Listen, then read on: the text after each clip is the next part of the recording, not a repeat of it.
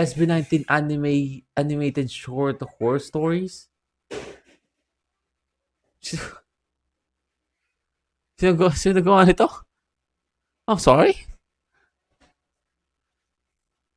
Um, I'm sorry. Wait, give me 1 second here. I'm so curious, no? Yung curious ko, hindi ko na ano. What is this? SB19 animated short horror story.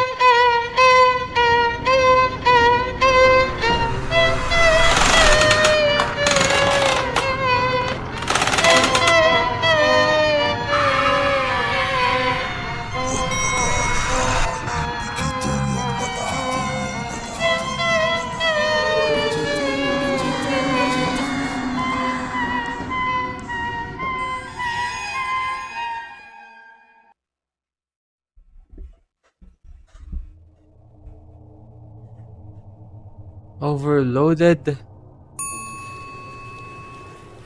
Is that Ken?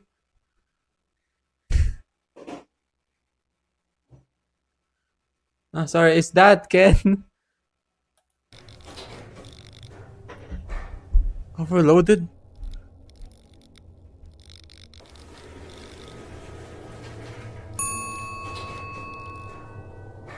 So every floor, bumubukas yung ano.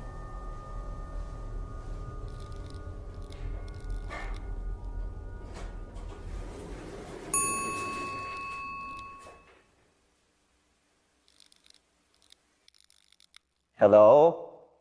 Hugo! Oh, sorry, is that an AI voice ni Ken? Bakit hindi naman katunog? Ano lang AI eh. Hello?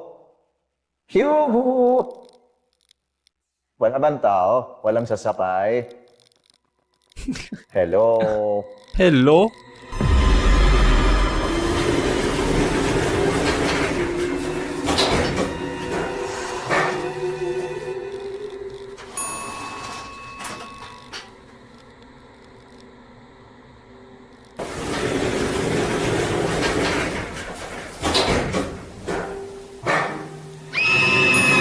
Wow! Happy Halloween!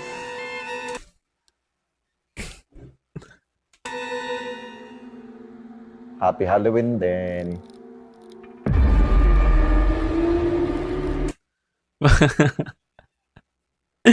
Parang ano eh, no? Parang charger.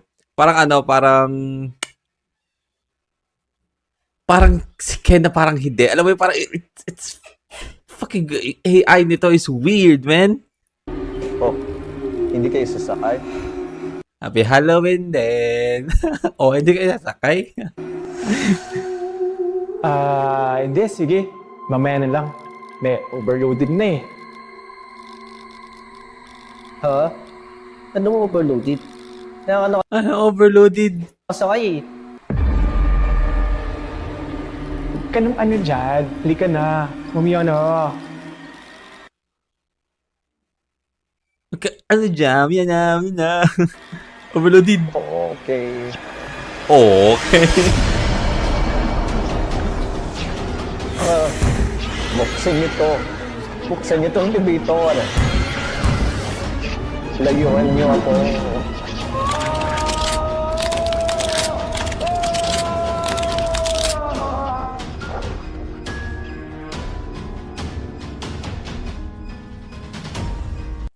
Have you ever found yourself alone in the elevator, the doors closing and opening without anyone else entering? That eerie sensation that sometimes tricks your mind into believing that someone else has silently joined you for the ride can send shivers down your spine.